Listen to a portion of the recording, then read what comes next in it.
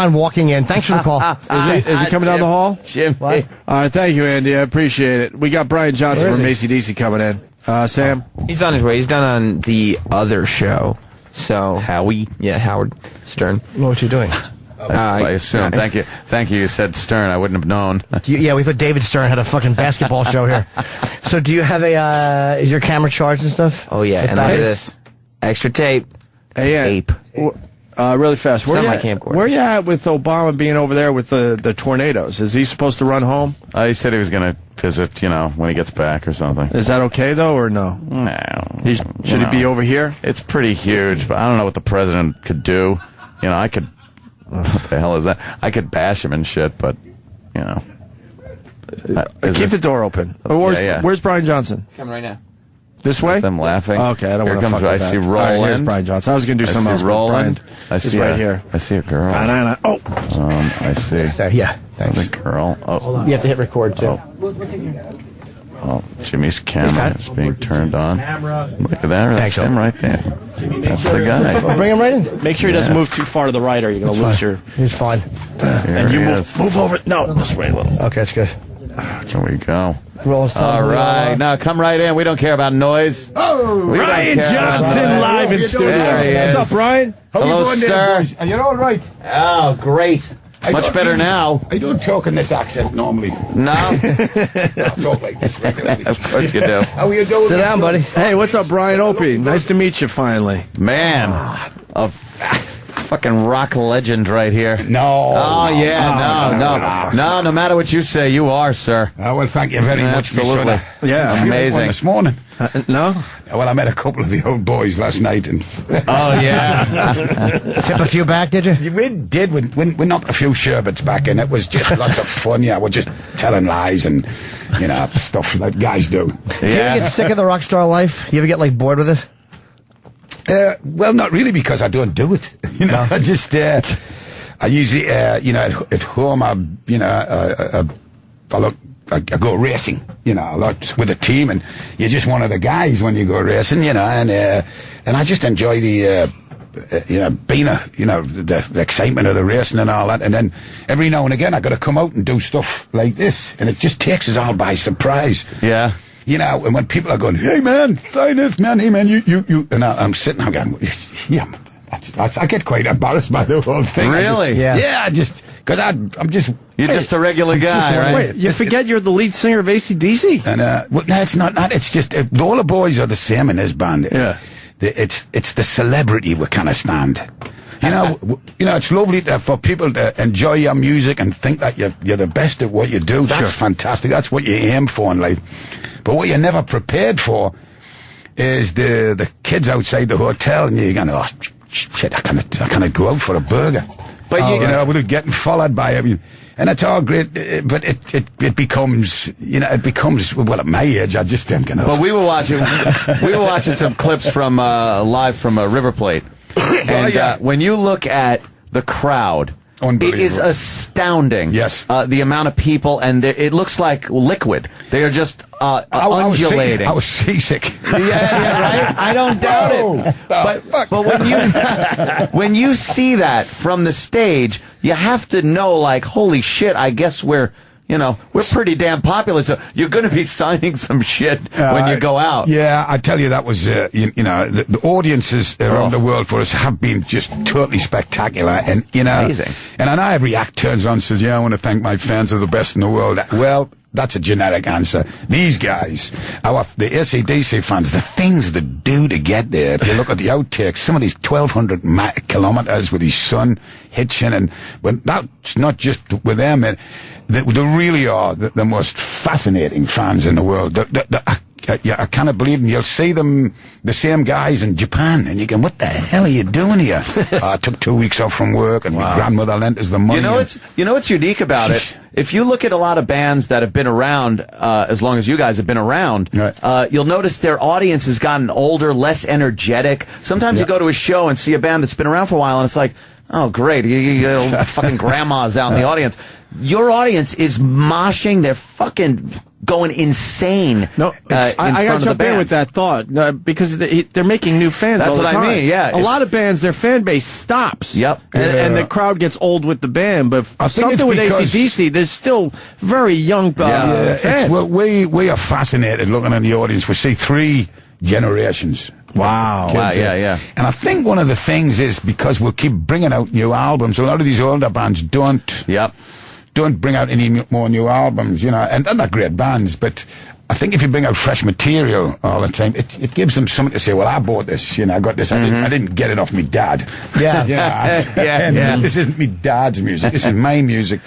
And it's a fascinating thing, and boy, oh boy, we appreciate it, because we have so much fun, you know, seeing these little 5-year-olds with it, you know, jumping up and down. And checking out the titties next door. And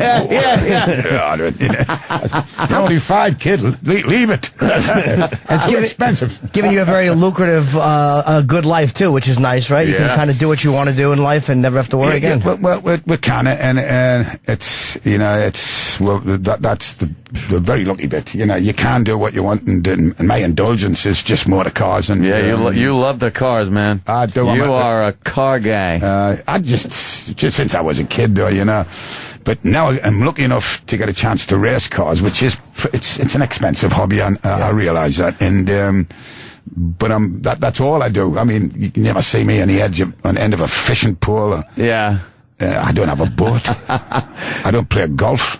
Well, not really. Do the other guys in the band go like, "Hey, motherfucker, get out of these fucking race cars"? We getting a little nervous. There was a little worry, but they know that I'm competent. You know, I'm not gonna. I'm not gonna have a couple of little scrapes now and again. Where well, Jimmy gets mad at me because I like cars, love them. Yeah, I like driving fast. Yeah. Hold on, let me. Are you also an alcoholic? Because we have to tie in all the fucking. I don't drive drunk. As a matter of fact, please, come on now. Oh boy. He got to Anthony has a souped-up Saturn. No, this is my. I got a GT 500, but Super Snake Shelby, and this was at Pocono Raceway the other day. This was just this past weekend. I come her off turn 3, down the stretch. You could hear the supercharger kicking in, and this is a lot of fun, man. Yeah. But Jimmy doesn't like when I do this.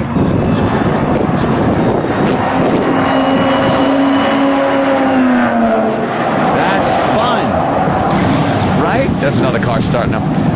But that's a lot of fun, right? I've never been to Pocono. Pocono's great. It's a long straightaway.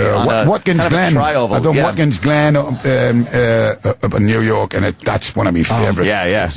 What a super track. So you like road courses, right? Oh, absolutely. Yeah. I don't. He wasn't impressed by the video. Oh, that's okay. Well, he probably wasn't impressed. I couldn't hear anything. He couldn't hear it. He didn't have his headphones on. Okay. And a car was going in a straight line. You see, see, you like to turn. He likes to turn. He likes a man's race. That was pussy racing. That's it, it's okay. It was pussy racing. Brian was being polite there. Well, your granny can drive in a straight line. See, that's why I had to stop. Your granny can drive in a straight line. You were hoping for a big reaction, and you didn't really get much. No, I came out of turn 3 though. I was making turns. I turned 1, turn 2, turn 3. That was a straight line. That was straight. That was cute though, right? He went by vroom. Jesus.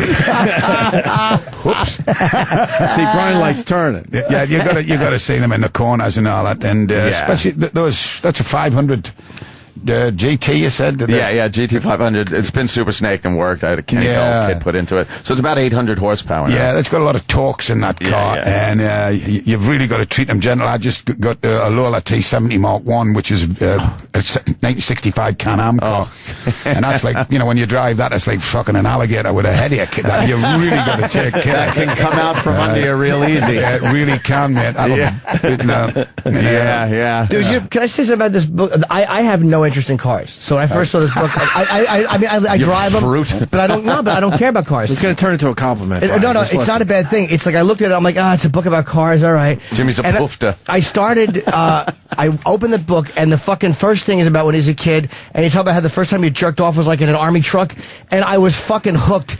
This book is fucking hilarious. This book is fucking It's so good, man. I blew through 100 pages the first day. Oh, thanks, me. So, well, it wasn't supposed to be anything else, but just a bit of fun. But it's not just about cars, though. It's about your life with cars. It's really great, man. But it's just, we're doing a Black Ice album. There was nothing to do the first few days for the singer, because the musicians are in getting the sound with a producer. They're getting cool in them.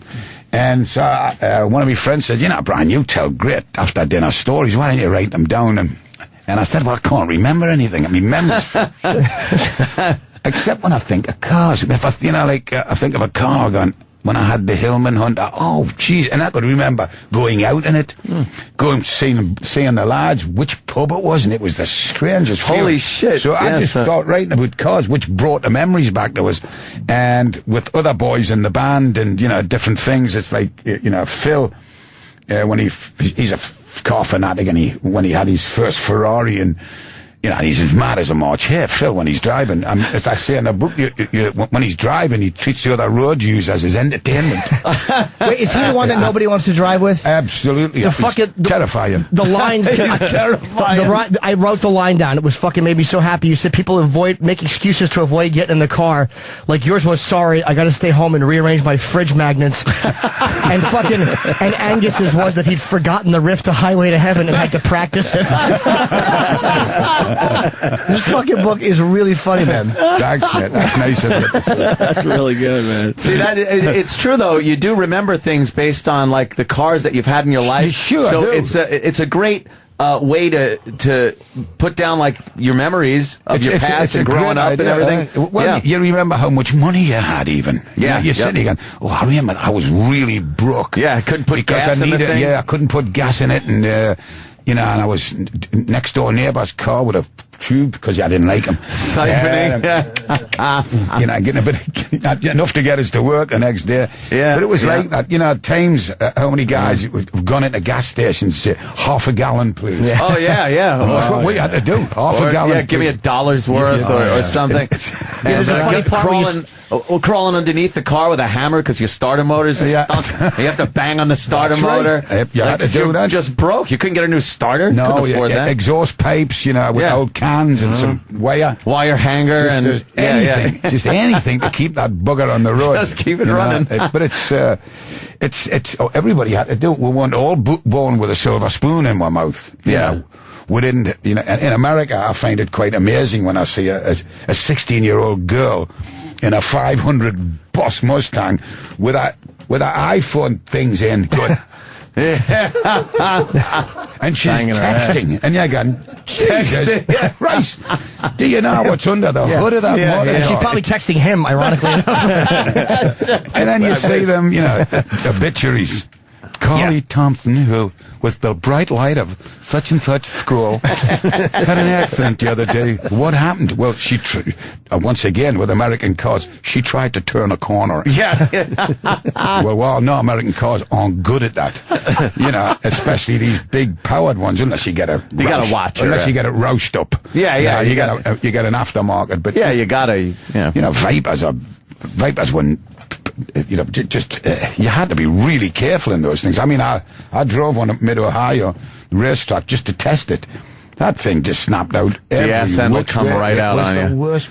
And forget it. But it looked fabulous. I mean, it just looks great. But looked like it was going fast. On a humid day, there's too much moisture on the road. You just slide out. God forbid it starts raining when you're driving one of those things. You got to just, Oh, a great chapter, too, is when you start attacking people who pimp their cars. I fucking love that you attack those stupid rappers and their dumb gold teeth. Oh, he gave a fucking beating. It was great. It was nice to read. Well, thank you very much, and I stand by that. Yeah. Like they're going to outthink the people at Mercedes or some other car. Yeah, I mean, it's just mindless. And do you need mindless TVs? violence is what it is. Do you need TVs in the doors? Yeah. Ridiculous. With 4 feet, when you had a 4-foot bass speaker, I said, the Yeah, just nothing's more annoying than that. Basically, all it is look at me. Yeah. Hey, everybody, look at me. Yep. Come on, you in a corner. Look at me. And I just the coolest dude on. And now you're not. How often do you race a year? Usually about try to get to about 10 race meets a year. You know, from the West Coast to here to Silverstone and in London and Donington, Monte Carlo. And what kind of racing do you do? Well, this is called vintage racing, which really isn't vintage, but it's anything over 5 years old now is vintage because you can't race it professionally anymore because it's just not quick enough. Yeah. Wow. So you do drive